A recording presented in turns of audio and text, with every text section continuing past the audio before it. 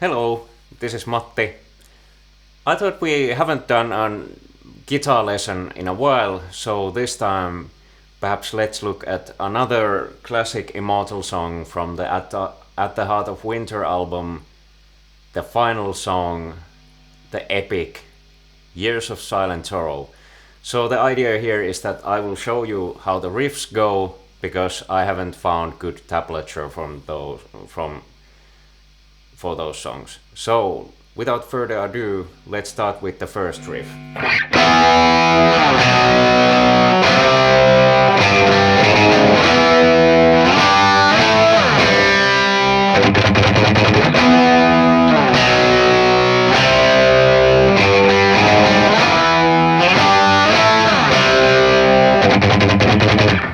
So, pretty basic as far as the power chords go. Just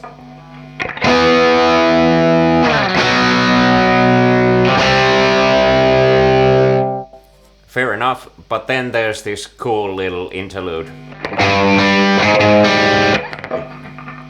This is how it goes.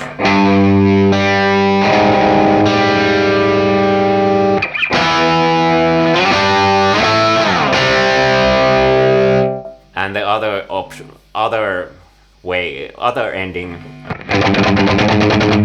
So in the complete riff.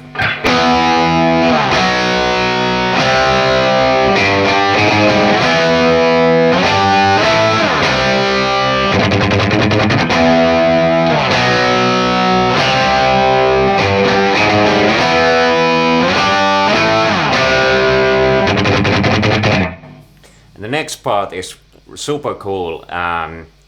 So here, this is how it sounds like.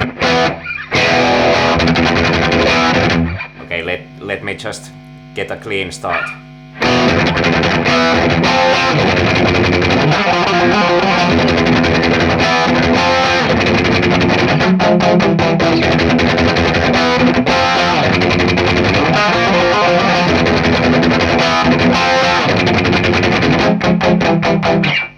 So it's actually a lot easier than it sounds like. So the only trouble here is to not kind of get too forward with the rhythm, or don't start playing too fast. This takes a little bit of restraint. So basically just tremolo picking the first part from E.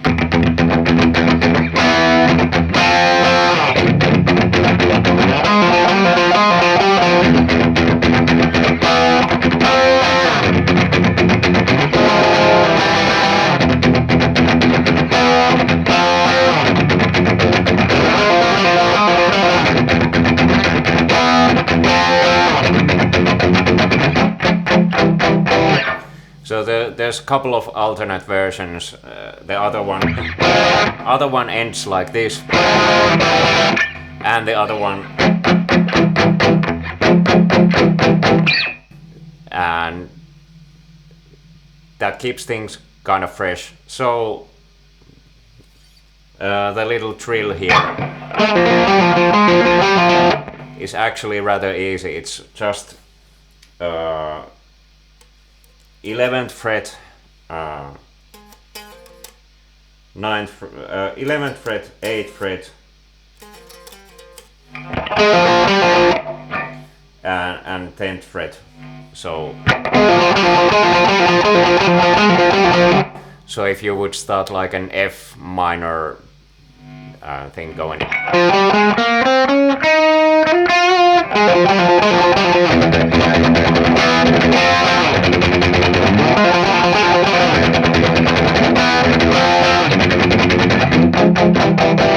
Then it goes back to the intro and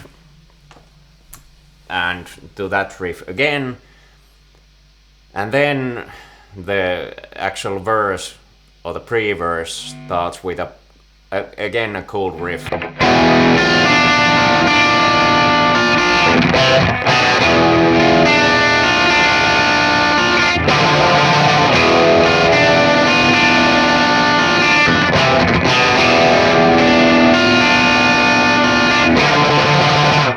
So this is a little bit tricky, and this morning I found that I have been playing it wrong all along all these years. But anyway, so you let the E power chord ring out, and then you take your first finger and put it to the first fret of the high E, and the other note is second string, the B string, and the third fret. So, and the first version of that riff ends with. So that's like C major chord shape and a B minor chord shape. So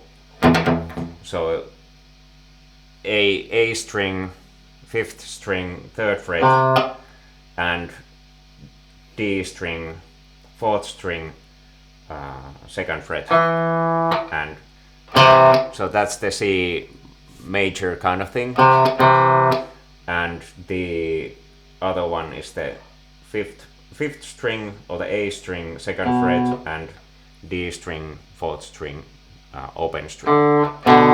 So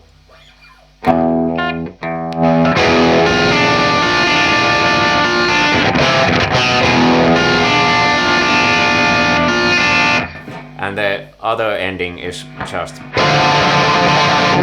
so this is the finger.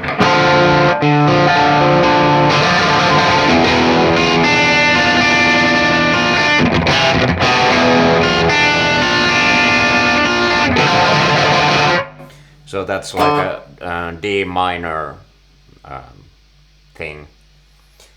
Yeah. So that keeps on a while.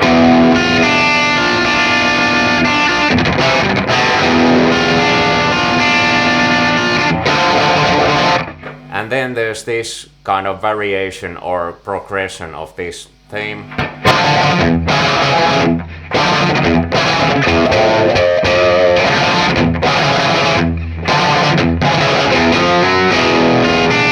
So slow.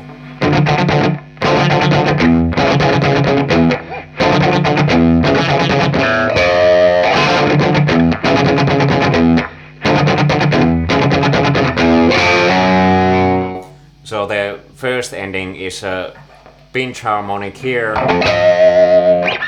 and the second ending is like an octave kind of thing.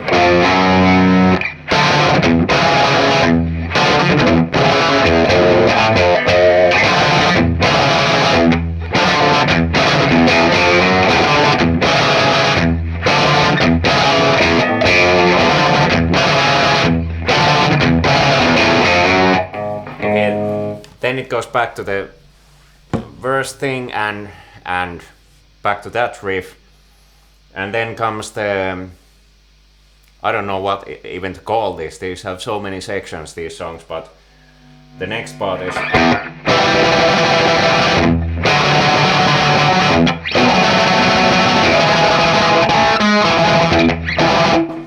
so it's a little bit tricky. It practically never stays completely the same. But these are the kind of chord shapes that you're using. Again, the major and minor first intervals, like so. This is like an E minor thing, and then a D major thing, and then this is a F sharp minor thing. And E major thing.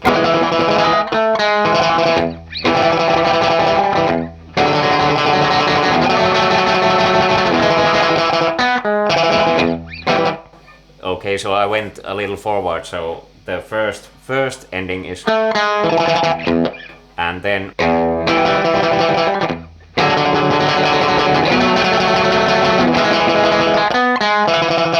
so first ending and second ending.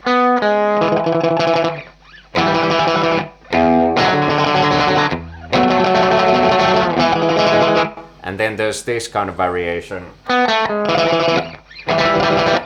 So it's a little bit tricky. I'll try to play the whole thing through.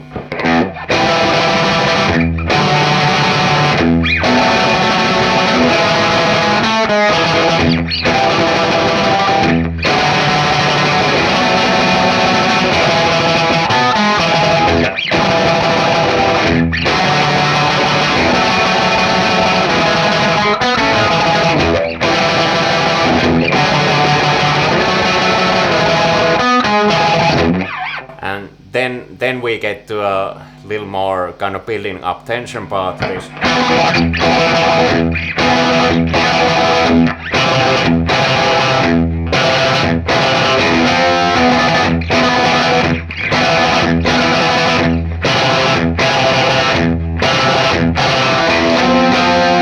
So the same chord shapes are going through, so I won't go through too much in detail, but perhaps a slower version.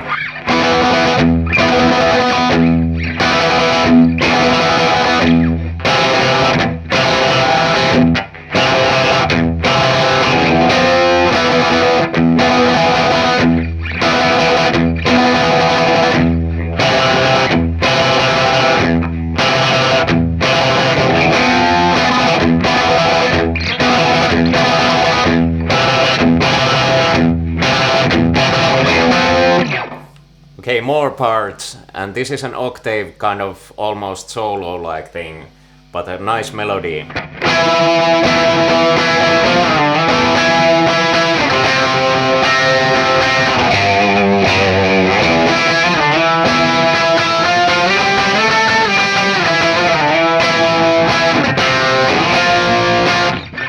Okay, slower.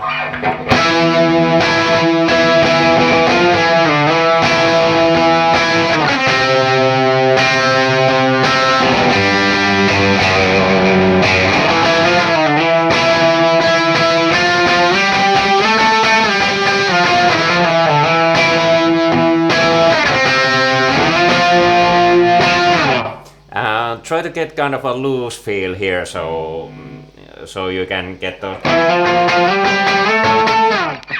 So.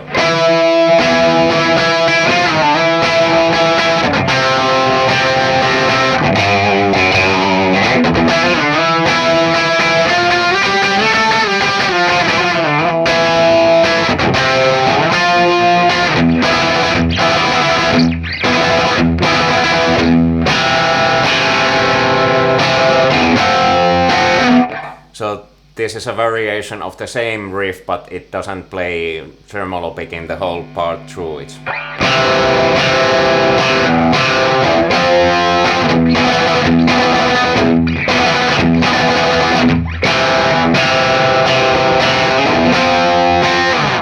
Okay, and then it goes through the same thing. The next riff.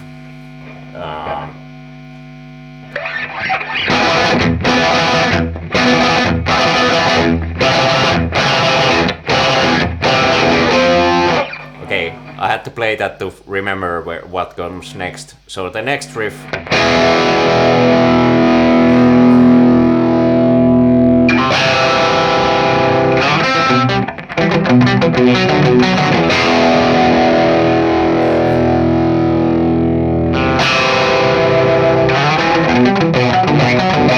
So basically the same chord shapes again, but the final part is.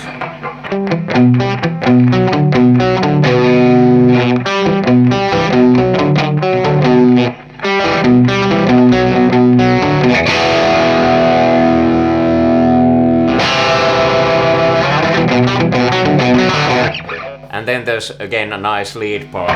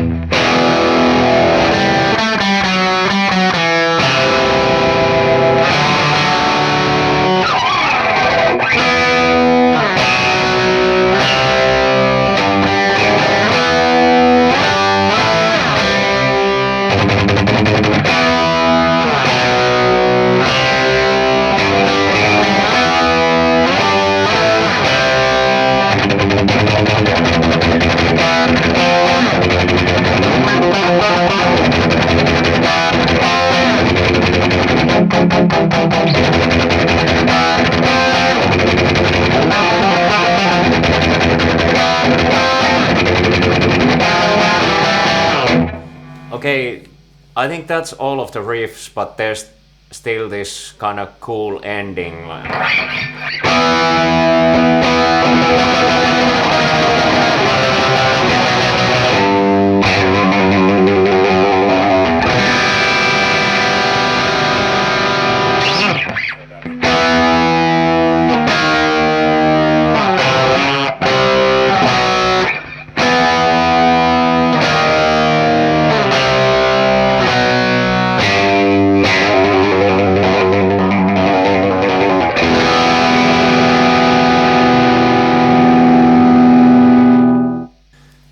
So I hope I didn't miss any of those riffs. There's a ton of riffs in that song, and almost all of these have their kind of different variations to keep things fresh.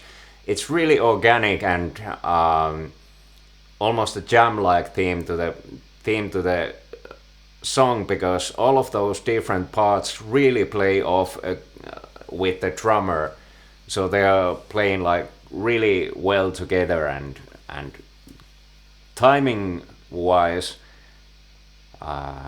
you could say that it isn't super tight, but at the same time they're really well locked in. You hear like legends how much they practiced, hours and hours of band practice, and that really shows, especially in the live performances that they gave with Abbott and Hork still in the band.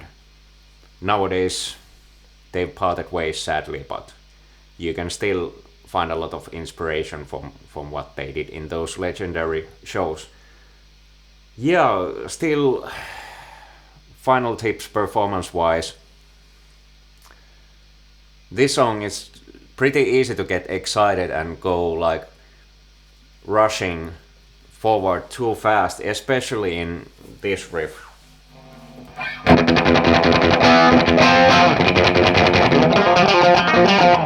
Because it sounds really fast, but it's much slower than it first seems like.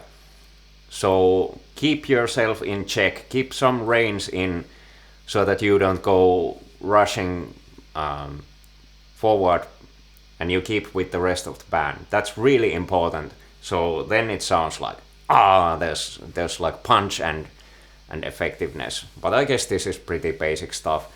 Anyway, I just liked to point it out that this is trickier to get the feel right than it first seems. So I hope these riffs are. So I hope you learned some riffs today. Hope you had some fun. This is really fun song to play, so I encourage you to try it out. And I guess that's all. Thanks for watching, and see you next time. Bye bye.